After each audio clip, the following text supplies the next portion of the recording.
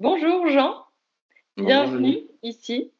Je suis ravie de t'accueillir, ou plutôt de te réaccueillir parce qu'on a déjà échangé plusieurs fois.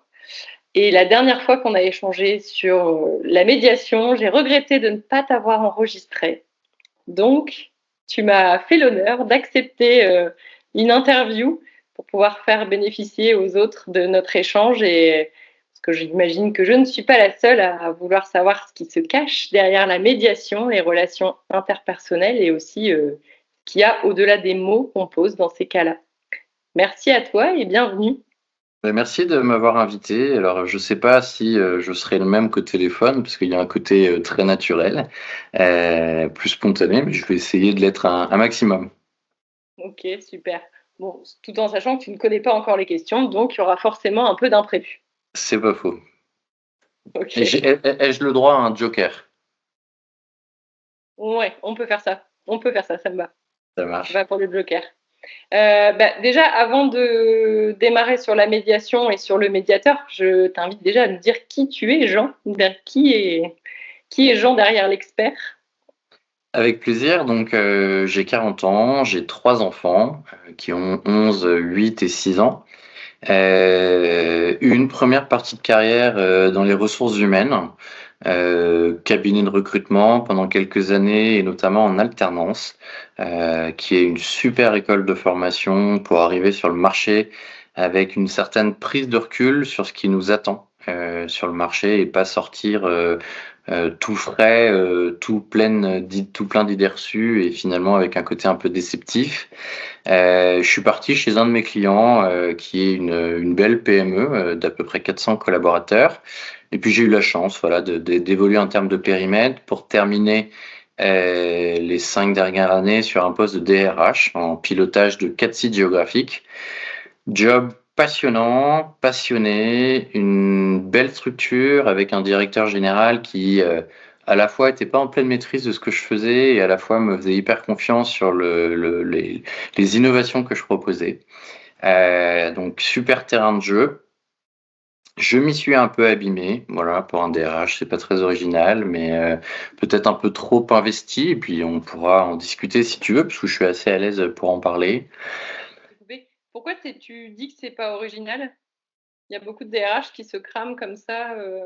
Alors beaucoup, je sais pas. En tout état de cause, le constat que je pose, c'est que les entreprises confient cette responsabilité du bien-être des collaborateurs aux équipes RH. Pas forcément que des RH, hein, ça dépend de la taille de la structure. C'est une responsabilité qui est très forte, qui fait que parfois on va se donner soi-même un rôle de sauveur, qui n'est pas forcément ce qu'on attend de nous, mais en tout cas, on se donne cette mission. Ce qui peut déjà être une première partie du fait qu'on s'abîme. Et la deuxième chose, c'est que parfois dans les entreprises, on compte tellement sur le RH pour ça qu'on oublie aussi un peu de l'accompagner. Alors, quand je dis qu'on l'oublie, c'est pas à mauvais escient, hein, parce que c'est à nous, RH, d'être force de proposition sur ce genre de sujet. Mais si on l'est pas pour nous-mêmes, voilà, c'est compliqué.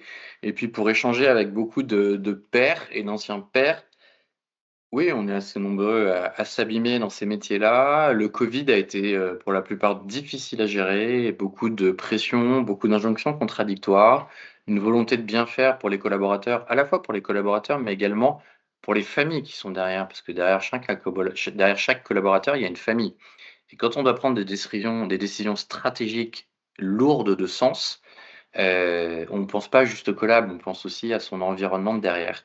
Et là aussi, on se confie un peu une mission, qu'on nous a pas toujours demandé, mais je pense que ce qui fait partie de notre ADN et qui fait aussi peut-être qu'on n'est pas sur des missions de RH complètement par hasard. Ouais, ok. C'est vraiment la dimension humaine derrière qui prend tout son sens.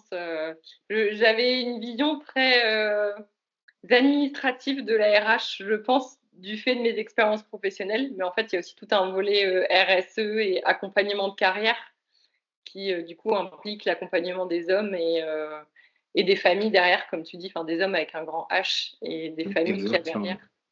Après, quand je te dis ça, ça veut pas dire que j'ai bien fait les choses. En tout cas, j'ai eu la volonté de.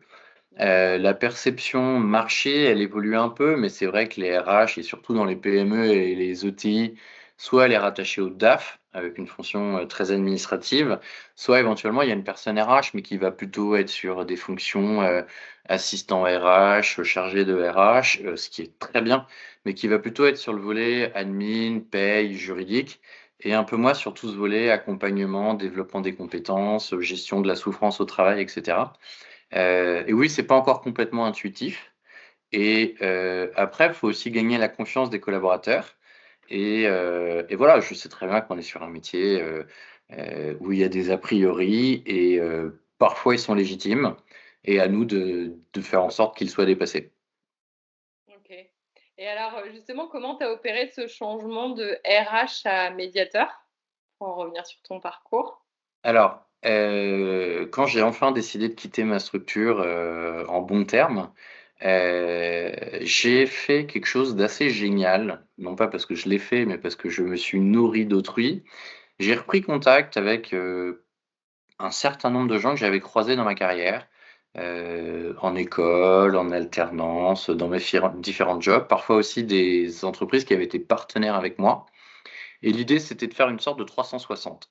La perception qu'ils avaient de moi, de la manière dont j'exerçais, quelles étaient mes forces, mes axes d'amélioration, et cetera. Tout en me mettant à nu sur les difficultés que j'ai rencontrées, les épreuves, parce que voilà, je vais poser le mot d'épreuve puisque j'ai 3 enfants, une épouse et c'est surtout eux qui ont pâti de tout ça. Et à partir du moment où vous vous mettez à nu, les gens se mettent à nu aussi, parce qu'il y a pas d'enjeu, de recrutement commercial ou autre. Et on se rend compte que même si les histoires sont pas les mêmes, souvent les gens ont des histoires de vie, des croix à porter. Ça peut être un divorce, un deuil, un licenciement ou autre. Et ces gens-là, en échangeant avec eux, m'ont, renvoyé pas mal cette capacité à interroger, à écouter, à reformuler, à essayer de comprendre un peu les besoins et les émotions des gens. Et donc je me suis retrouvé, sur les bancs de l'IFOMEN, qui fait partie de l'Institut catholique de Paris, pour me former à la médiation sans trop savoir pourquoi. Non pas pourquoi, pardon, mais en tout cas ce que j'allais en faire. Et puis en fait, dès le premier module, c'était une évidence, ça correspondait vraiment à ce qui m'animait, avec la particularité de ne pas avoir d'injonction contradictoire. C'est-à-dire quand on est DRH, on a des directives de l'actionnaire, de la direction générale, avec lesquelles on n'est pas toujours en phase. C'est notre job de les porter, sinon on s'en va concrètement. Donc là, pas d'injonction contradictoire, je ne connais pas les gens. In fine, ça me permet de ne pas avoir mes propres filtres, mes propres perceptions. Et quand je termine une médiation, aussi intense puisse-t-elle être, je suis pas sûr de mon propos, mais voilà. En fait, on quitte les gens et on les revoit pas. Et donc, on n'a plus cette charge émotionnelle des gens qu'on connaît un peu. Moi, je peux les quitter et 3 minutes après, passer sur, un autre sujet. Ça ne m'empêche pas d'avoir été pleinement avec eux dans la médiation, mais ce côté, impartialité totale, et neutralité, à la fois, je pense, rend service aux personnes concernées et à la fois permet d'une certaine manière de se protéger, si j'ose dire, en tant que médiateur. OK, ouais. Et du coup, finalement, le déclic, ça a été ce premier module de médiation et ce côté neutralité qui venait, renforcer aussi l'accompagnement? Parce que finalement, dans ton premier job, on parlait d'accompagnement humain et là, enfin, quand tu as fait ton 360, autour de toi, finalement, on réentend tu dis qu'il y a plus d'enjeux de commerce et cetera. On réentend des discussions, d'humain à humain et où finalement, bah, l'écoute, la reformulation, tout cet accompagnement humain ressort et là, tu trouves un nouveau terrain de jeu finalement pour le mettre en application sans les injonctions, supérieures et cetera, sans avec la neutralité et l'impartialité dont tu parlais, quoi. Exactement. Après, en cours, on nous apprend que l'impartialité est quelque chose d'essentiel. On reste des humains, donc en fait, on a forcément des perceptions, des filtres. Maintenant, à nous d'être poker face, pour pas que les gens en médiation puissent le voir, à nous de faire très attention à la manière dont on pose nos questions, pour éviter que nos propres filtres influencent, au travers de nos questions, les discussions. Et il m'arrive parfois en médiation de commencer une question et de m'arrêter en cours de route parce que je me rends compte que ma question ne va pas coller Et au même titre, je partage en début de médiation aux personnes accompagnées qu'ils ont le droit de me dire s'ils sont pas OK avec mes questions, s'ils sont pas OK avec ma posture, parce que l'idée, c'est vraiment de garder la confiance des différentes parties et à partir du moment où on biaise un peu les choses, la médiation peut prendre une tournure différente et donc vraiment l'idée, c'est de garder cette impartialité au-delà de ce qu'on peut percevoir, intrinsèquement. Ah, c'est intéressant. C'est un peu comme, bah, dans la formation de coach que j'ai faite ou enfin dans le métier de coach où tu as une, une responsabilité quant à la question que tu poses Bien pour sûr. pas influencer, la réponse. Ah, c'est génial. OK, trop bien. Et alors justement, maintenant qu'on parle de médiation, depuis, depuis tout ce temps, comment tu définis qu'est-ce qu'on entend par médiation? C'est quoi une médiation?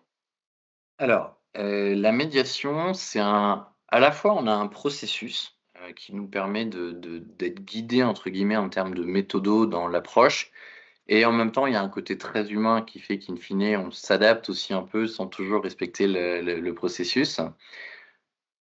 Entre guillemets, c'est assez simple. On est sur des personnes qui démarrent une situation conflictuelle, qui démarrent une incompréhension. Ou alors qui commence déjà à être dans un lien qui est abîmé, voire un lien coupé, voire un lien, avec une personne en souffrance au travail, en arrêt maladie. Et on est vraiment là, non pas pour, dire qui a raison, qui a tort, non pas pour apporter une solution. On est là pour être un traducteur et pour faire en sorte que les gens comprennent ce qui se joue chez l'autre.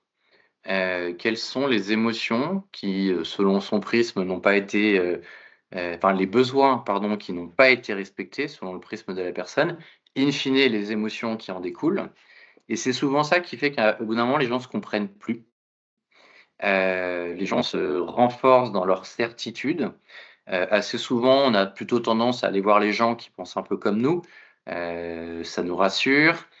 À la maison, que ça soit conjoint, conjointe, famille ou autre, les gens vont plutôt aller dans notre sens et donc les gens deviennent pleinement sincères dans le fait qu'ils ont raison. Et Mmh. donc, on se retrouve avec des personnes qui sont tous pleinement sincères. Et donc là, Et on est sûr sur d'avoir un raison. oui, non, mais c'est ça. Mais du coup, pardonne-moi, tu as raison, sincère dans le fait d'avoir raison. Ouais. Et donc là, en fait, l'idée, c'est de les aider à comprendre ce qui se joue et après, de faire en sorte qu'ils décident de ce qu'ils veulent faire de leur relation. Mmh. On n'est pas là pour leur dire ce qu'ils doivent faire, même si parfois on se mord la langue parce que la solution, elle est évidente et elle est sous leurs yeux. Mais c'est pas notre rôle. Notre rôle, c'est vraiment de les aider, au travers de ce qu'ils verbalisent, à décider ce qu'ils veulent faire de leur relation. Et du coup, il peut y avoir plein de surprises en fin de médiation, parce que, au travers de ce qu'ils ont pu se dire et ce qu'ils ont pu comprendre de l'autre, les cartes sont dans leurs mains. Est-ce que tu aurais un exemple de situation un peu d'issue un peu surprise, à laquelle, tu t'attendais pas forcément au départ, où les personnes, ne s'attendaient pas au départ et puis finalement, à l'arrivée, c'est tout autre? Ouais, alors, je pense notamment, c'était ma deuxième médiation, je crois. Donc forcément, un peu, hein, le sentiment de l'imposteur quand on se lance, même si on a un bagage RH, voilà, c'est l'un n'empêche pas l'autre. Et donc je suis dans une mairie assez importante avec une, directrice d'un service, qui est en grande difficulté managériale, avec son adjointe. Difficulté managériale qui fait qu'elle a du mal à manager, qu'elle est régulièrement en arrêt parce qu'elle est en souffrance au travail et son adjointe, très sûre d'elle, un non-verbal, très affirmé, une posture pas toujours claire entre son rôle, au sein de la mairie et sa casquette de partenaires, sociaux. Donc, aucun sujet sur les partenaires sociaux, hein, mais voilà, qui s'adresse à la directrice. Donc un terrain très tendu et beaucoup de souffrance d'un côté. Au fur et à mesure des échanges, je suis incapable de te dire comment, mais à un moment donné, l'adjointe, qui était très forte dans son non-verbal, très sûre d'elle, s'est mise à pleurer et à exprimer une situation qu'elle avait vécue dans cette mairie de déclassement, d'humiliation, de non-reconnaissance d'un investissement et qu'en réalité, elle en voulait pas réellement à cette directrice, elle en voulait à l'institution au travers de cette directrice. La directrice est complètement tombée des nues puisqu'elle ne connaissait pas l'histoire. Ça expliquait beaucoup de choses et à partir du moment où ça a été verbalisé par l'adjointe, pour moi, la médiation était finie, hein. Concrètement, le sujet était sorti et ce qui a été très chouette aussi, c'est que la directrice, à la fin, a dit: «Je suis désolée pour ce qui t'est arrivé». Alors qu'elle n'était pas obligée de le faire puisqu'elle n'était pas concernée, et voilà. Enfin, c'était juste parfait et c'est pas ce dont je m'attendais au début, clairement. Donc comme quoi on peut aussi se laisser porter par les gens et avoir des belles surprises. C'est super comme exemple parce que on voit aussi à quel point, à partir du moment où le besoin, la blessure, elle est entendue et reconnue: «Je suis désolée pour toi», à quel point, du coup, elle fait beaucoup moins effet, en fait. L'émotion, elle est c'est désactivé, c'est sorti, c'est bon, c'est dit, quoi. Ouais, exactement, et à partir du moment où une émotion, elle est verbalisée, ça veut pas dire qu'elle est bien prise en compte par l'autre. Pour autant, ne serait-ce que pour soi, de la verbaliser, de réussir à mettre des mots dessus, Mmh. c'est déjà une première partie du travail. Ouais, c'est top. Et alors justement, là, on parle de cette mairie, mais plus largement, sur quel sujet on fait appel à un médiateur, comme toi ou un médiateur de manière générale? À quel moment on se dit: «Là, il faut, que je demande un avis»? Alors, déjà, il y a plusieurs catégories de médiation. Tu peux avoir des médiations de voisinage, tu peux avoir des médiations familiales, tu peux avoir plein de types de médiation. J'ai souhaité ne pas faire de médiation de voisinage, ne pas faire de médiation, de couple, de me spécialiser vraiment dans un domaine que je connais, qui est le monde de l'entreprise. Ça, c'est le premier point. Alors, quand est-ce qu'il faut faire appel à un médiateur? Je pense que la médiation aura gagné une reconnaissance sur le marché le jour où on fera appel à un médiateur en prévention. Mmh. À partir du moment où on sent qu'il commence à y avoir une déconnexion, et là, on se dit tout de suite: «Allez, on se pose quelques heures», c'est pas forcément un grand nombre d'heures, pour se dire les choses. J'ai eu une médiation entre 3 associés, d'une belle structure, il y avait un des associés qui commençait à avoir du mal avec un autre. Il était incapable de dire pourquoi. Il sentait que ça commençait à avoir une incidence, dans sa relation avec l'associé, dans sa relation en termes d'investissement à l'entreprise. Il faisait en sorte d'éviter les CODIR. Les équipes commençaient à sentir qu'il y avait un sujet. Mais il n'y avait pas de conflit en tant que tel à ce moment-là, et donc du coup, il a fait le choix de faire appel à la médiation et en réalité, j'ai simplement aidé à poser des mots sur ce qu'il ressentait et qu'il puisse le dire à l'autre, et que l'autre puisse réceptionner et dire aussi ce qu'il en pense. Ça n'a pas pris beaucoup de temps, mais typiquement, on était sur une médiation en prévention. Après, aujourd'hui, c'est vrai dans le monde de l'entreprise, on est appelé, quand vraiment c'est complexe, quand vraiment c'est ancré, voire, aussi quand les avocats sont déjà dans la boucle, puisqu'on peut très bien accompagner des sujets, où les avocats sont présents, mais où les débats sont tellement passionnés, que les avocats n'arrivent pas à trouver un accord au-delà de leurs compétences juridiques, parce que le débat est complètement irrationnel. Donc là, on peut intervenir, en général, c'est les avocats qui nous font intervenir pour aider à dépassionner les débats, et j'ai eu ça, par exemple, entre un PDG, et son secrétaire général qui avaient 25 ans de relations, professionnelles, pour lesquelles il y avait presque un lien, filial entre eux. Ils avaient démarré la structure et cetera. L'un accusait l'autre de harcèlement. Bon, je pense pouvoir dire qu'assez vite, je me suis rendu compte que c'était pas du harcèlement au sens juridique du terme. Pour autant, c'était vécu comme tel, et à partir du moment où c'est vécu comme tel, il faut l'accompagner comme tel. Mmh. Et donc là, c'est les avocats qui m'ont sollicité. On s'est vu 2 heures, en présence des avocats. Je les ai aidés à se dire ce qu'ils avaient à se dire. In fine, les reproches qu'ils avaient l'un envers l'autre étaient beaucoup moins puissants. Les avocats derrière ont trouvé un accord, et ce qui a été très chouette, c'est qu'ils m'ont recontacté un mois après en me disant: «On aimerait refaire 1 heure avec vous pour boucler notre relation sans nos avocats». Et là, ils ont fini de se dire, en dehors de tout ce qui va avec la procédure, la pression et cetera, ce qu'ils avaient à se dire. Je ne sais pas s'ils se reverront, mais en tout cas, je pense qu'ils se sont quittés sereinement, et pour l'un et pour l'autre, la phase de deuil, à mon sens, sera beaucoup moins compliquée. Mmh. Surtout après, 25 ans de relation et un lien, OK. Et justement, j'aimerais bien qu'on éclaircisse. cette notion de en fait, il y a conflit, dès qu'il y a conflit, il y a médiation ou alors, est-ce qu'un conflit mérite toujours une médiation? Ou tu vois, est-ce qu'on peut affiner ce petit paramètre? Déjà, est-ce Alors, que médiation égale conflit? non, pas forcément. Il y a 3 catégories selon moi, quand on rencontre un sujet relationnel. Premièrement, il peut y avoir un problème. Un Mmh. problème, c'est mesurable, un problème, c'est quantifiable et un problème, on peut trouver une solution. Je prends l'exemple, qu'on peut avoir sur les équipes commerciales. Il y a 20 000 € de variables en jeu, le manager donne 15 000, le commercial, estime qu'il doit avoir 18 000. Voilà, il y a un écart, il y a une discussion, on est sur un sujet plutôt rationnel. Là, ça nécessite pas de médiation, c'est un problème. Ce qui peut se passer, c'est qu'à partir du moment où ils ne sont pas d'accord sur l'écart de variables et à partir du moment où l'un et ou l'autre va commencer à penser que c'est personnel, que c'est injuste, qu'il y a du favoritisme ou autre, là, chacun va créer ses biais, ses présuppositions, ses croyances. Ils vont être renforcés par leur entourage et là, à ce moment-là, il peut y avoir une cassure. Aujourd'hui, c'est moins le cas, mais ça existe encore toujours. Assez vite, un manager peut se sentir trahi et quand un manager se sent trahi, il coupe la relation.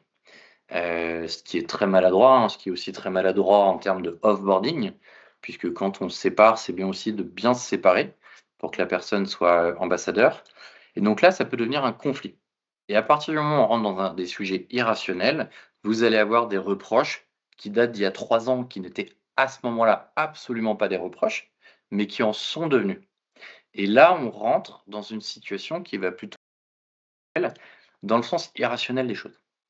Maintenant, vous avez des gens en entreprise très compétents pour accompagner ces sujets-là. Ça peut être des managers, ça peut être des RH et ils n'ont pas forcément besoin de faire appel à la médiation en externe. Mmh. Un bon RH, et il y en a plein, il est équipé pour ça. Maintenant, parfois, il est engagé, le RH ou le manager, émotionnellement.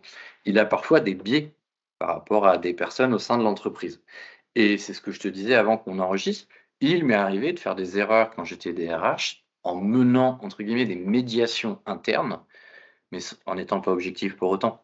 Et c'est là, peut-être, dans ce genre de cas de figure, que c'est bien de faire appel à quelqu'un d'externe, au plus tôt, au mieux. Aujourd'hui, on est plutôt appelé quand ça commence à être compliqué. Et il y a une Ça, tu troisième t'en es rendu catégorie. compte? Pardon, excuse-moi, vas-y. Non, c'est moi. C'est parce que c'est comme c'est en lien, je préfère le dire tout de suite. Tu t'es rendu compte de ça, de ces erreurs peut-être de manque d'objectivité parce que de par la formation que tu as eue ensuite, ça est révélé où tu t'es dit: «Ah finalement je l'aurais peut-être pas fait comme ça si je devais le refaire». Bien sûr, OK. bien sûr. C'est, alors non seulement j'aurais pas dû le faire. La fois où je me suis vraiment pas senti équipé, j'ai fait appel à un coach avec laquelle, l'entreprise où j'étais travaillait pas mal, qui est quelqu'un d'extraordinaire. Mais là où je me suis planté, c'est que j'ai cherché une compétence de coach et 2, j'ai été chercher quelqu'un qui connaissait les gens. Mmh. Donc c'était pas, en fait, une bonne idée. Elle a fait un travail super cette personne, mais plus de coaching que de médiation. Même si la D'accord. frontière est poreuse et un coach peut être un très bon médiateur et inversement, là, il connaissait les gens et donc in fine, c'était forcément, en partie biaisé. Mmh. OK. Et donc alors si on devait résumer, comment on sait qu'il est temps de faire appel dès qu'il y a un premier signal, on peut faire appel à un médiateur? C'est hyper compliqué comme question parce que, on peut ne pas les voir sincèrement. 2, on Mmh. peut faire l'autruche et on est très fort pour faire l'autruche. Ah! 3, il peut y avoir une certaine fierté, de se dire, «Je suis directeur général, je suis DRH, je suis RH, c'est à moi de gérer ce genre de choses, je suis payé pour ça fait partie de mon périmètre, donc si je fais appel à l'externe, c'est un aveu d'échec». Donc en fait, c'est plein de freins qui s'entendent au demeurant, mais qui sont des freins à la médiation. Donc c'est là, en fait, que souvent on est un peu appelé, trop tard. Mais encore une fois, le la manière dont je présente la médiation, au-delà des diplômes que j'ai, on prend beaucoup de bon sens. On prend les ressources humaines au sens humaine du terme. On prend un peu d'écoute, enfin de l'écoute, de la reformulation. Vous mettez tout ça dans un checker Et à partir du moment où vous avez un certain recul et pas de connaissance avec les gens, on peut être médiateur. Voilà, ça j'en suis convaincu, et il y a plein de RH qui sont capables de le faire, vraiment. Après, parfois, on a besoin d'aller chercher, à l'extérieur. Ouais, pour justement maintenir cette impartialité, qui est plus compliquée quand on est RH au sein d'une entreprise. Bien sûr. Et d'ailleurs, tout à l'heure, on parlait de 3 piliers, tu m'en avais donné 2 et je t'avais coupé avant le troisième. Quel est donc le troisième? Je sais pas, Non, oublié. le 3e, c'est ce que j'appelle le litige. C'est-à-dire qu'il y a un désaccord vraiment posé. On peut reprendre l'exemple des commerciaux, par exemple, sur un montant. Les débats, restent rationnels, pour autant il y a un désaccord profond. Et là, à ce moment-là, on va plutôt être sur un litige, et le litige, ça peut être un arbitre qui tranche, ça peut être quelqu'un de l'entreprise qui tranche, et puis ça peut être la loi aussi. Ça Mmh. peut être le juge qui tranche. Mais en général, c'est beaucoup moins irrationnel, il y a beaucoup moins la place à l'émotion. Pour autant, il faut que quelqu'un tranche. Alors qu'un problème, en général, on trouve une solution, voire on trouve un compromis sans faire appel à autrui. OK. Donc si on se résume, d'abord un problème qui est plutôt de l'ordre du rationnel, ensuite un conflit où là, il y a aussi, l'émotionnel, les croyances et l'irrationnel qui prend le dessus et après le litige où là, on arrive aussi sur des volets, peut-être plus forts ou en tout cas plus judiciaires, où il y a aussi cette barrière de la loi ou de la règle qui est, rompue, quoi. Exactement. Après, il y a pas forcément d'ordre, hein. C'est pas l'un, puis l'autre, puis l'autre. Ça Les peut se 2 faire dans volets, tous les sens, voire ça peut rester compartimenté à un sujet. OK. Mais c'est intéressant je trouve de parler de problème versus de conflit, parce qu'il peut y avoir un problème sans que ça génère un conflit dès lors qu'on reste sur quelque chose de rationnel et où on se dit les choses et où on règle le problème de manière rationnelle, versus quand après les émotions s'en mêlent, où là ça peut dériver.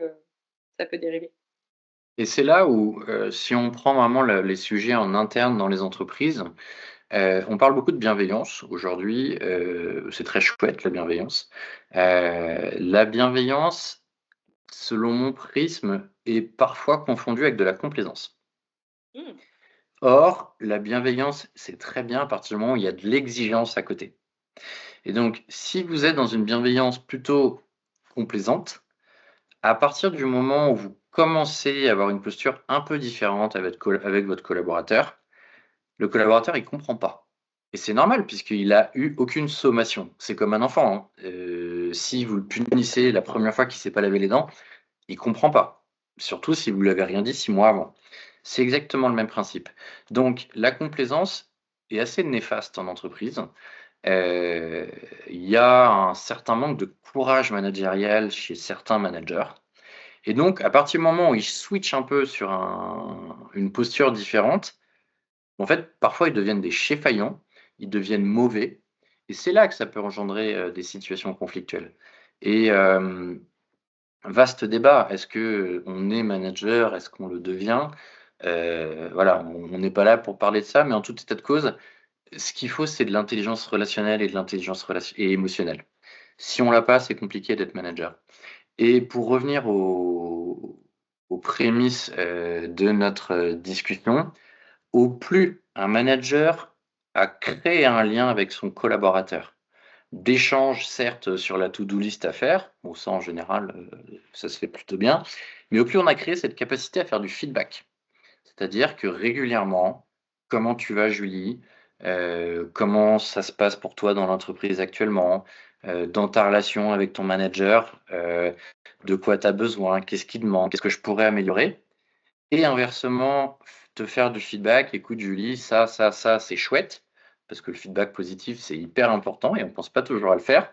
Mmh. Et voilà, Julie, tel et tel sujet, comment tu pourrais t'améliorer? Comment je pourrais t'accompagner? Et cetera. Et plus vous implémentez cette culture dans le relationnel, plus en fait, quand on a des choses à dire, c'est hyper naturel, c'est hyper spontané et c'est plutôt bien vécu par la personne. Et on a parfois des sujets de harcèlement parce qu'on vous a rien dit pendant 10 ans et souvent vous avez vos entretiens annuels avec d'excellentes notes et puis un jour, vous changez de manager ou le manager commence à prendre une pression et là, il switch. Mais c'est normal qu'un collaborateur ne comprenne pas. Et c'est plus le manager et in fine l'entreprise qui est en responsabilité de la situation que le collaborateur. Ah, intéressant. Avec les personnes que j'accompagne, je parle souvent de la posture ni paillasson ni hérisson. Tu as souvent Mmh. des gens qui n'osent pas dire les choses, et puis donc elles sont plutôt en mode paillasson. Et puis d'un coup, elles essayent elles se disent bon, allez, maintenant je dis les choses, puis alors c'est sans filtre, et les gens autour comprennent pas, quoi. Et là, ils sont passés en mode hérisson, et ça fait un peu des ravages, quoi. Ça fait des Et ravages et parfois c'est des gens qui ont tort d'avoir raison. C'est-à-dire que dans le fond, ils ont raison, mais dans la posture, ils ont tort. ouais. Et c'est intéressant l'idée du feedback et d'entretenir ce lien relationnel, parce qu'effectivement, si tu me dis ce qui va bien, et que tu soulèves un point qui va moins bien, mais que tu me le fais sous forme de comment je pourrais t'aider à améliorer ça, ça, ça, je me dis qu'en tant qu'agent, tu es aussi plus à même de dire à ton manager, bah écoute, ça, je comprends pas, là, peut-être un problème de com ou autre, tu vois, que tu n'oses pas forcément dire, parce qu'aujourd'hui, il y a aussi beaucoup d'agents qui n'osent pas dire à leur manager des choses par peur des représailles. Et donc, ce test, puis continue à créer un malaise en disant, bah, je comprends pas sa manière de communiquer. Et puis, bah, finalement, dans le temps, ça fait pire que mieux. Alors que si tu as cet échange vraiment, tu peux aussi te permettre un moment de dire, est-ce qu'on pourrait communiquer autrement, ou est-ce que on pourrait fonctionner autrement, quoi. Ouais et ça, c'est au manager de le créer, hein. C'est ça le management. Le management, c'est pas regarder les chiffres, c'est pas te dire où tu en es dans ta to-do list, ça, c'est un référent ou un expert qui le fait éventuellement. Le manager, c'est faire grandir ses bonhommes, c'est les accompagner, c'est aussi accepter du feedback de ses équipes. Mmh. Et là aussi, pareil, il faut créer un lien parce qu'en effet, au début, les gens osent pas faire du feedback au manager et il a tous les pouvoirs sur moi. Mais c'est complètement faux. C'est pas ça le management. C'est accepter les feedbacks et quand, je suis passé DRH, j'ai eu du mal à mettre ça en place. Je l'ai mal fait. J'ai fait pas mal d'erreurs managériales. J'ai réussi à créer cette culture du feedback avec certains, profils de mon équipe. Ils ont parfois été rudes avec moi, hein, un peu durs, et en même temps, ils avaient très souvent raison. Donc moi aussi, ça m'a permis de grandir et donc de grandir dans notre relation professionnelle. Il y a une histoire d'ego là-dedans, mais Bah, bien sûr qu'il y a une histoire d'ego. Parce que j'étais le chef, par principe, je faisais la tête 3 jours, mais dans les faits, ils avaient raison. ouais. Mais c'est bien de le reconnaître. Pour tous Je les sais pas managers si qui nous je sais écoutent. pas si je leur ai toujours dit, hein, mais en tout cas, je le dis aujourd'hui. OK. Bah, tu leur enverras la vidéo comme ça, alors moi j'ai un petit message pour vous. Maintenant, j'aimerais bien qu'on arrive aussi, derrière la médiation, un peu l'implicite derrière tout ça. Qu'est-ce que les gens ne comprennent pas d'après toi, d'après ton vécu dans le conflit? À côté de quoi ils passent? Alors, est-ce que tu peux préciser ta question pour être sûr que je ne réponde pas à côté? Bah, hem, comment les gens, parce que on parle de représentation, de cartes du monde qui s'opposent, tu vois? Mmh. Et quelle erreur les gens font la plupart du temps sur, ces conflits quand ils arrivent en médiation ou quand tu fais une médiation? Alors, on a un côté en France, avec nos origines latines, un côté très cartésien. Mmh. J'ai raison, il a tort et ça s'arrête là. Donc très vite, le conflit, est identifié comme l'autre est un blaireau et j'ai raison. Et donc on va avoir besoin de la justice pour, nous dire qu'on a raison. En réalité, la justice, elle tranche, elle le fait très bien, mais elle répond pas forcément aux exigences de la personne. Ces exigences, ça peut être un besoin de reconnaissance, un besoin de verbaliser les choses ou ce genre de choses. Donc ça, c'est le premier point, pour lequel, les gens ont du mal à rentrer en médiation ou ont du mal à accepter la médiation, à la différence des pays anglo-saxons. Les anglo-saxons sont beaucoup plus dans la discussion. Alors, c'est plus de la négociation que de la médiation, mais c'est de la négo assez proche de la médiation. C'est-à-dire qu'ils sont OK pour se dire, chacun porte sa part de responsabilité, je veux passer à autre chose et donc qu'est-ce qu'on fait pour trouver un accord, mais un accord qui convienne aux 2 parties? Donc une des raisons, c'est ça, c'est nos origines, d'ego, de fierté, qu'on a tous, moi le premier. OK, c'est le coq, la fierté du coq. Exactement. Et est-ce que, il y a des phrases que tu entends plus ou moins régulièrement ou des attitudes qui aggravent, la situation en médiation? Alors déjà, il y a le non-verbal. OK. Le non-verbal, il est, alors on peut se tromper en lisant le non-verbal, mais en général, le non-verbal, il est assez représentatif. C'est pour ça que je suis pas fan de faire des médiations en visio. Parfois, il faut le faire pour différentes raisons, mais là, typiquement, on se voit, on a, le haut de notre torse, on n'a pas les jambes, on n'a pas le mouvement, on n'a pas tout ça et ça, c'est des signaux essentiels qui, nous, médiateurs, nous permettent d'essayer de jauger la situation, mais qui sont des signaux envoyés à l'autre Oui. et l'autre aussi, consciemment ou pas, va avoir une lecture de ces signaux. Donc ça, c'est le premier point et en général, les gens arrivent contrariés, fâchés et donc ils vont avoir un non-verbal très fermé. Et OK. donc l'autre aussi va soit arriver lui aussi avec un non-verbal très fermé, soit va se caler sur le non-verbal de l'autre. Et donc on arrive sur des gens qui campent sur leur position. Ça, c'est le premier point par rapport à ta question. Le deuxième point, c'est que au début d'une médiation, ça tire des fléchettes, voire ça tire des flèches. C'est ce que je te reproche en mode rafale. Là, à ce moment-là, nous, notre rôle de médiateur, ça va de faire en sorte d'intercepter les rafales, de les renvoyer à la personne qui les envoie pour être sûr que ce qu'il a voulu dire correspond bien à ce qu'il a verbalisé. Parce qu'entre ce qu'on pense et ce qu'on dit quand on est dans une situation émotionnelle, il y a souvent un écart. Ce Mmh. qui évite à l'autre de bondir tout de suite sur la rafale qui est envoyée, de prendre un recul pour se rendre compte que ce qui a été dit n'est pas vraiment ce que pense la personne. Et à ce moment-là, ça apaise. Parfois, quand il y a des rafales, on n'arrive pas à intervenir et parfois, il vaut mieux même laisser les rafales se faire. Mais là, à ce moment-là, les mots peuvent être forts, les mots peuvent dépasser pardon, les pensées et on peut avoir des gens, qui quittent, le la séance au bout de 10 minutes. Et là, à ce moment-là, on a merdé quelque part. Mais parfois, on n'a pas réussi aussi à rentrer dans la relation, parce qu'on ne laissait pas la place au médiateur de rentrer dans la relation. D'accord. Ah oui, tu as des personnalités qui vont prendre, toute la place et qui vont, OK, ça marche. Et tout à l'heure, tu disais les ingrédients d'une bonne médiation, il y a, l'écoute, la reformulation, le bon sens, d'une médiation qui peut réussir, on va dire? Est-ce qu'il y en a d'autres, où c'est déjà un bon résumé?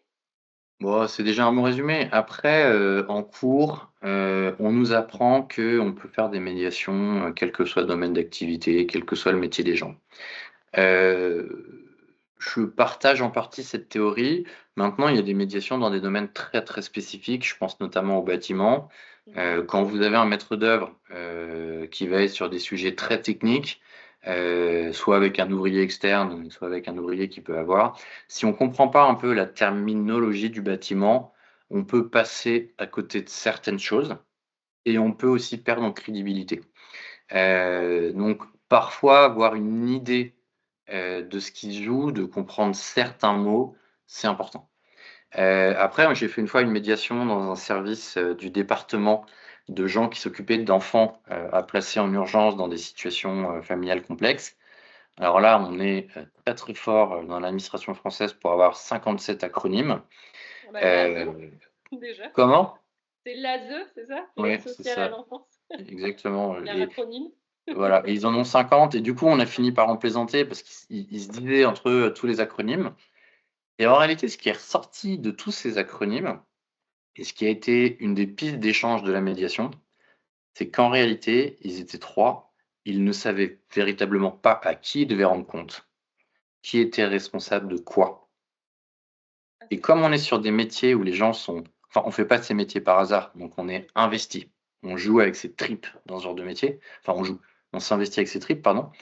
Bah, quand vous savez pas qui fait quoi, qui rencontre de quoi et cetera, bah, très vite le sentiment d'injustice, le sentiment de l'autre qui fait mal et cetera et donc on plaisante avec les acronymes, mais clairement ça a été le sujet de cette médiation. J'ai toujours pas compris les 3 quarts des acronymes, en tout cas j'ai compris que c'était un sujet.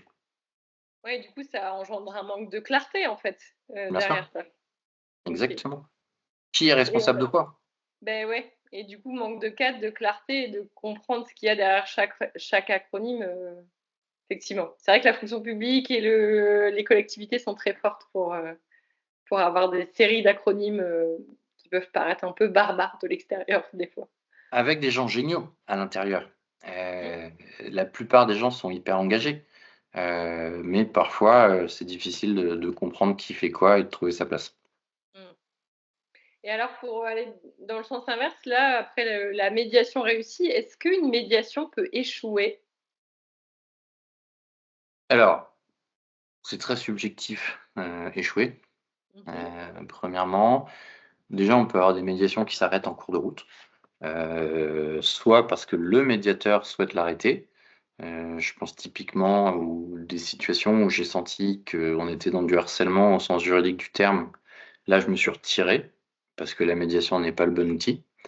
Est-ce que le DRH qui m'a, nommé sur cette mission va considérer que la mission a échoué ou pas? C'est très subjectif. Vous pouvez avoir des gens qui arrêtent d'eux-mêmes la médiation. Est-ce que c'est un échec? C'est très subjectif.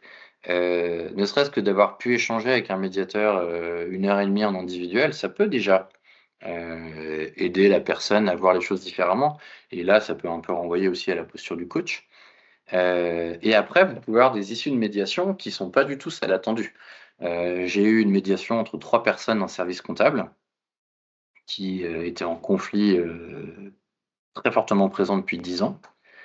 La médiation les a aidées à se dire ce qu'elles avaient besoin de se dire et ce qu'elles ne s'étaient jamais dit depuis 10 ans.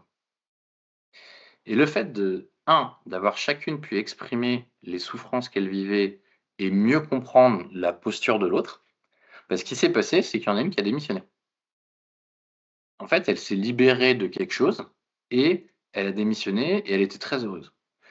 Je peux vous dire que le directeur de l'entreprise, il était pas fanat, hein. Pour lui, Donc c'était peut-être un échec. alors oui, pour moi, c'en était pas un, mais ce qui était intéressant, c'est que j'essaie de faire un suivi 6 mois après pour savoir, comment un peu les choses ont évolué et mon ressenti dans ce dossier, c'est que s'il intégrait une nouvelle personne en comptabilité, on allait reproduire plein d'autres choses et j'avais une intuition qui n'était qu'une intuition, c'est que c'était tellement le bazar entre elles, qu'elles avaient réussi à créer des couches et des couches d'actions inutiles. Mmh. Donc il y avait du retard, donc et cetera. Et bah, au bout de 6 mois, à 2, elles avaient rattrapé le retard et ça tournait aussi bien. Donc Ah, in fine, intéressant. est-ce que la médiation a été inutile? Je suis pas sûr. On est vraiment sur un sujet où un conflit a engendré un ETP entre guillemets, de plus. OK. Et du coup, à l'inverse, même si sur le moment, le directeur peut se dire: «Bon, bah, échec, j'ai quand même une de mes salariées qui s'en va». In fine, 6 mois après, c'est plutôt un bénéfice parce que sa charge de personnel diminue et les 2 qui sont là sont heureuses et font le même taf et ça se passe mieux. Et la troisième, qui était mal finalement en mal-être, aura certainement trouvé une porte de sortie, un autre, job. Donc finalement, même si au premier abord, ça peut sembler être un échec, ça ne l'est pas forcément. Et après, ça dépend aussi de quel point de vue tu te places entre, toi en tant que médiateur, le commanditaire de la médiation et les acteurs de la médiation. Oui et puis je suis convaincu que cette personne qui a démissionné, elle a trouvé un job facilement, mais surtout elle a fait sa phase de deuil, en fait. Mmh. Ce qui fait qu'elle partait pas, il y avait plein de croyances limitantes, sur le fait de quitter une boîte. On parle de profil comptable, hein, donc un comptable Mmh. aujourd'hui, ça fait ça trouve un boulot, hein. Il y avait plein de croyances limitantes et je pense qu'au travers de cette médiation, qui n'a pas forcément permis de restaurer la relation, mais encore une fois, c'est pas l'objectif de la médiation, ça lui a permis de rebondir et de faire sa phase de deuil. OK. Ah, c'est intéressant. J'aime bien cette notion de d'échec, qui n'en est pas un. En tout cas de qu'est-ce que tu mets en Ah, face et cetera. OK, après ça merci. reste très subjectif, hein. Ouais, ouais, c'est clair. Comme tout sujet humain finalement après, c'est aussi le Exactement. propre du métier. Et toi, dans tes accompagnements en situation, qu'est-ce qui prime? Ce qui est dit ou ce qui est pas dit? Alors dans ce qui est dit, ça va être les mots au-delà des mots MOTS et les mots au-delà des mots MAUX. Et c'est là, en fait, que la petite phrase, anodine au possible, la petite blague, machin, c'est celle qui va être le plus important, c'est celle qui va être la plus importante. Donc là, on est plutôt dans le verbal. Après, dans le non-verbal, bien sûr, d'ailleurs, dans la répartition verbale, non-verbale, aujourd'hui, les études qui sont un peu challengées ces derniers temps, disent que le verbal, c'est 7 et que le non-verbal, c'est, 93 au travers de la gestuelle et au travers de l'intonation de la voix. Donc c'est ça aussi, on va faire hyper attention. Et puis voilà, il y a des signaux qui sont très simples. Quelqu'un qui vous dit «oui» et en même temps il fait non de la tête, c'est pas très compliqué, de le lire. Après, il y a des choses un peu plus subtiles, mais encore une fois, il y a pas besoin d'avoir fait 10 ans d'études de médiation pour les percevoir, hein. Voilà, en revanche, il faut pas les renvoyer à la personne. Il faut interroger sur, le non-verbal qu'on pense avoir perçu. C'est beaucoup plus subtil et très souvent la personne va dire que non, mais en réalité ça l'a fait cogiter, ça lui fait prendre conscience qu'elle a renvoyé l'inverse de ce qu'elle dit. Ouais. Ouais, c'est intéressant. Ça demande d'avoir une lecture fine aussi, du comportement. C'est ce que tu disais tout à l'heure aussi, d'où l'intérêt de le faire en présentiel et pas en visio pour avoir, tous les éléments. Et Exactement. qu'est-ce qu'on peut attendre et aussi qu'est-ce qu'on ne peut pas attendre d'une médiation? Alors les attentes de départ, elles sont jamais très claires. OK. Voilà, pourquoi je vais en médiation? Pourquoi mon boss me demande d'aller en médiation? Pourquoi mon avocat me demande de tenter une médiation? Donc les attentes, je suis pas sûr qu'on pourrait vraiment les verbaliser au démarrage. Heu, Souvent l'attente, c'est: «Je me laisse porter». Je verrai bien. J'ai rien à perdre. Donc c'est pas vraiment une attente à proprement parler. Et assez vite, de par le processus et de par la posture, les gens petit à petit peuvent se dire: «Tiens, c'est pas inintéressant. Tiens, je verbalise pas de la même manière ce que j'ai pu, dire, précédemment» et cetera. Et donc là, c'est peut-être là que les gens vont commencer à poser des attentes en se disant: «OK, fine, comment va aboutir cette discussion?» Je suis pas sûr d'avoir répondu pleinement à ta question. Je pense que j'ai répondu qu'à une partie de ta question. Du coup, si c'est pas le cas, je te laisse reformuler la partie qui manque. Non, qu'est-ce qu'on peut attendre? Donc là, finalement, tu disais qu'il y avait pas tellement d'attentes et qu'elles arrivaient en cours de route et qu'est-ce qu'on ne peut pas ou ne doit pas attendre d'une médiation? Peut-être d'avoir raison du coup? Alors, oui, bah, en fait, la réponse, c'est ça. C'est d'avoir raison et puis heu, c'est un peu la même chose que ce que tu viens de dire, mais avec un regard différent, de prouver à l'autre qu'on a raison. C'est pas simplement une histoire de: «J'ai raison», c'est aussi une histoire de: «Tu vu, j'ai raison». Ouais. Et là, la médiation, elle sert pas à grand chose. Oui, je pense que tu résumes, très bien ce qu'on peut pas attendre d'une médiation et au même titre que parfois la médiation, alors ça m'est rarement arrivé, hein, mais peut être instrumentalisée par l'entreprise. Mmh. Au sens où, l'entreprise, sait qu'elle va avoir un sujet, prud'homal assez rapidement et donc elle lance une médiation avec l'objectif de prouver derrière, devant les tribunaux: «On a tout fait pour régler la situation, regardez, on a fait une médiation». Donc dans ces cas-là, c'est difficile de cerner les choses, c'est difficile d'être sûr de soi, et puis voilà, on va pas aussi refuser, une activité, hein, concrètement. Mais en tout cas, c'est quelque chose auquel on essaie de faire attention en tant que médiateur et puis, aussi parfois et je l'ai rencontré qu'une fois, mais c'était très prégnant, un DRH qui ne savait plus comment gérer une histoire, on ne peut plus compliquée, qui avait déjà essayé plein de choses et qui a tenté la médiation. Et son intention était très bonne. Maintenant, on était sur un sujet de harcèlement, d'une complexité sans nom, avec une personne d'un côté, mais je pars vraiment du principe que la plupart des gens sont des gens bons et que des histoires de vie, pro ou perso, ont engendré certains traits de caractère qui font ce qu'ils sont aujourd'hui.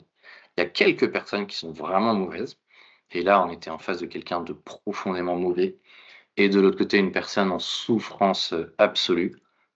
Et là, j'ai arrêté, c'est pas ça la médiation Mmh. et j'ai senti que quand j'ai appelé le DRH pour lui dire, il était dépité.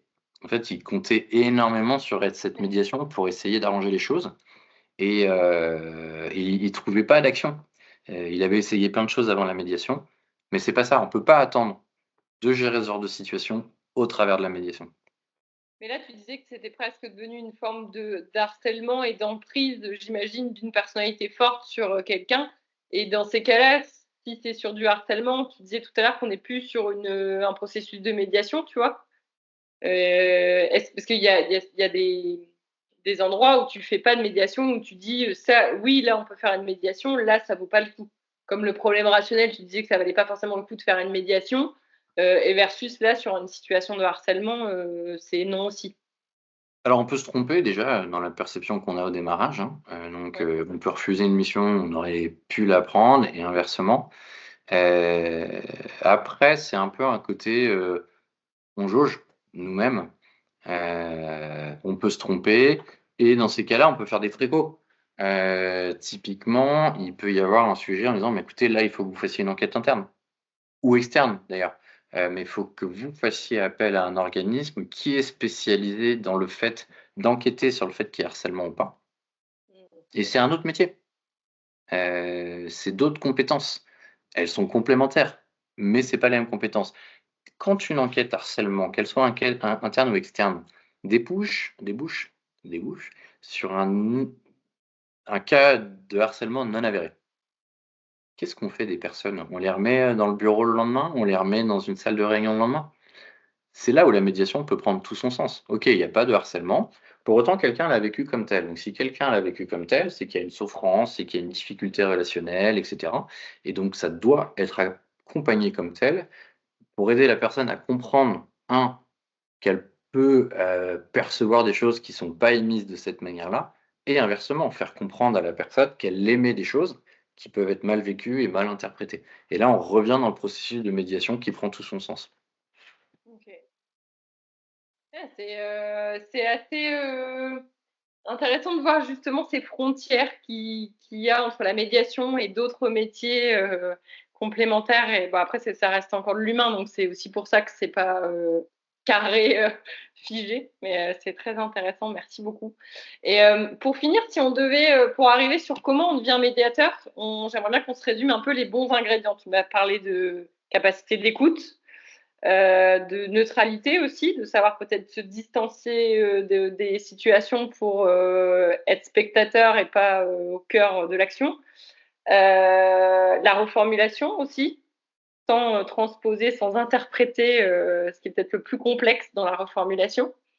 Du bon sens, l'envie d'accompagner, j'imagine, de l'humain pour démêler des situations et pas, jouer, l'avocat. Est-ce qu'il y en a d'autres que j'ai loupés en cours de route? Non, tu pas loupé. En revanche, j'en rajouterai un, qui se discute. Donc, c'est pas une vérité absolue. Mmh. Dans la formation que j'ai fait, j'étais un des plus jeunes. Il y avait une ou 2 personnes qui étaient des personnes qui sortaient d'études, très sympas. Je crois que c'est un métier, je sais pas comment le formuler. Il faut avoir une certaine expérience de vie, pour prendre conscience de certaines choses. Mmh. J'ai fait plein d'erreurs quand je suis passé manager. J'ai fait plein d'erreurs quand j'ai rejoint un comité de direction où moi je pensais que tout le monde il était beau, tout le monde il était gentil, tout le monde servait l'intérêt général.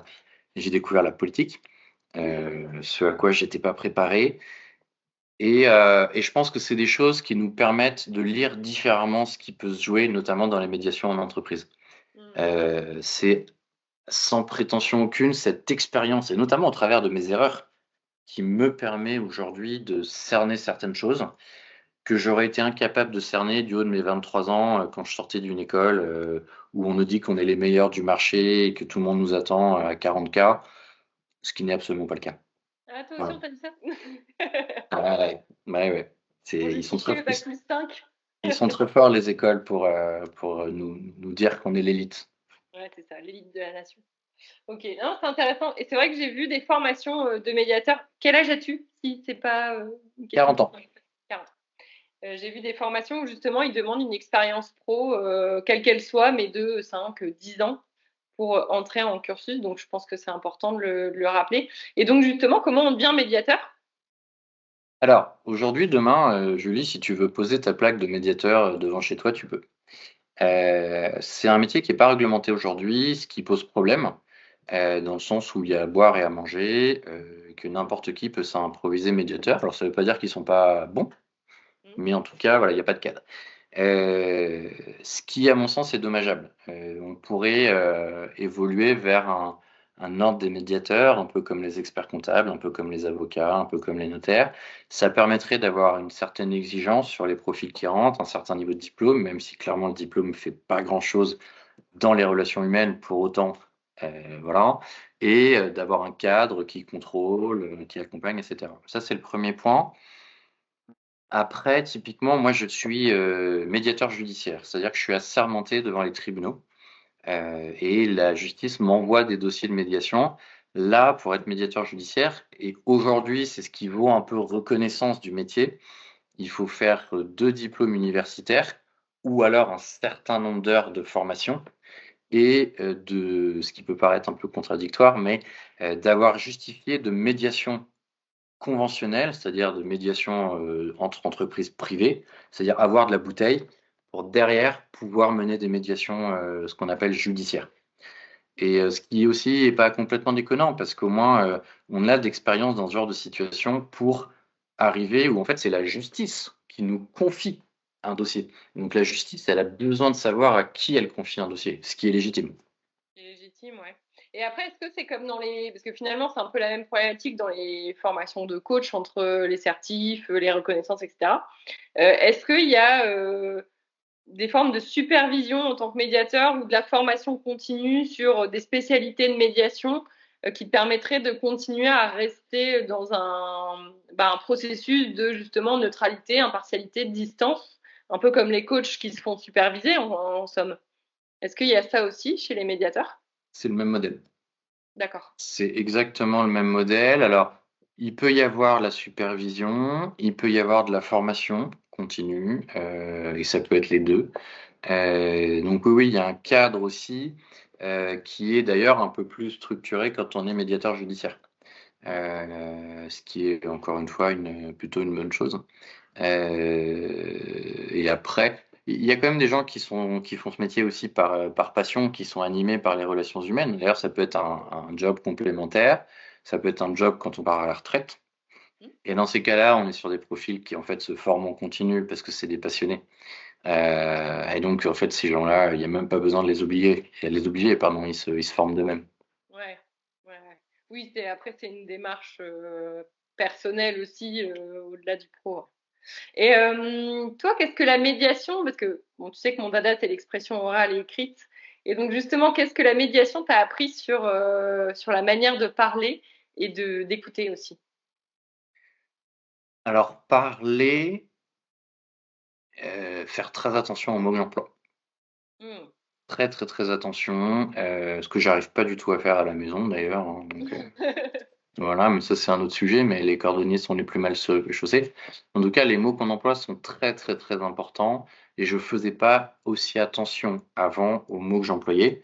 Je pouvais être sans filtre d'ailleurs et j'ai fait des belles boulettes en comité de direction à verbaliser, ce que je pensais et que j'aurais pas dû dire comme ça. Maintenant, sur l'écoute, c'est difficile de répondre. Je sais pas. Je sais que je dois avoir une posture beaucoup plus en retrait. Je sais que je dois avoir une posture où très souvent j'ai envie de rebondir et je me dis à moi-même tais-toi, notamment pour éviter de rentrer dans un modèle de solution. Parce que parfois les gens vous disent un truc, ok, bon, ce que tu me dis c'est idiot, il faut que tu fasses ci, il faut que tu fasses ça. Euh, mais en fait, très souvent, les conseils, personne ne les demande. Quand quelqu'un verbalise une difficulté, en fait, à ce moment-là, on n'en a rien à cirer d'avoir des conseils, on a juste besoin d'être écouté. Et encore une fois, je le fais très mal à la maison. En médiation, peut-être que c'est quelque chose que je fais mieux qu'avant. Et enfin, l'autre sujet que tu évoquais, c'est l'écrit. Et là, je suis toujours aussi mauvais, mais ça, c'est intrinsèque. Non, non, ça se travaille, ça se travaille. Et sur quoi tu travailles en ce moment et où est-ce qu'on peut te contacter si besoin après avoir visionné cette vidéo? Alors, j'ai un LinkedIn qui est plutôt que j'essaie d'animer, où on retrouve tous mes coordonnées. J'ai un site internet de ma structure aussi qui est facilement accessible, où vous avez mes coordonnées ou autres. Et voilà, je vis dans les Hauts-de-France, donc j'essaie un maximum d'intervenir dans les Hauts-de-France. Maintenant, je peux être contacté par des structures qui veulent travailler avec moi et auquel cas me déplacer. Mais voilà, j'essaie plutôt de faire des villes où il y a du train que de l'avion, pour différentes raisons qu'on peut imaginer aujourd'hui. Donc voilà, j'interviens plutôt dans les Hauts-de-France et d'ailleurs j'ai décidé de n'être attaché qu'à la cour d'appel de Douai et pas Paris ou d'autres villes, ce que font certains médiateurs, ce qui est sûrement très bien au demeurant, mais vraiment de me concentrer sur un territoire. Ok, super, merci. Et question bonus pour terminer, si tu avais un message à transmettre à quelqu'un qui évite un conflit depuis longtemps, ce serait quoi? Que on est responsable de 50% des 100% de la relation. Ah, trop bien. Alors celle-là, j'adore. Voilà. Merci. C'est une super conclue parce que pour le coup, je pense que dans la relation, on a des fois tendance à oublier ce 50-50 et à tout rejeter chez l'autre. Et génial. Super mot de la fin. Merci beaucoup, Jean. Écoute, avec plaisir. Merci de m'avoir proposé cet échange, d'avoir pris le temps, d'avoir posé des questions judicieuses et de t'être intéressé à ce métier qui est encore pas suffisamment connu. Donc, ça nous permet aussi de le présenter et de le valoriser. Donc, c'est très chouette. Merci. Bah, merci à toi et à bientôt. À bientôt.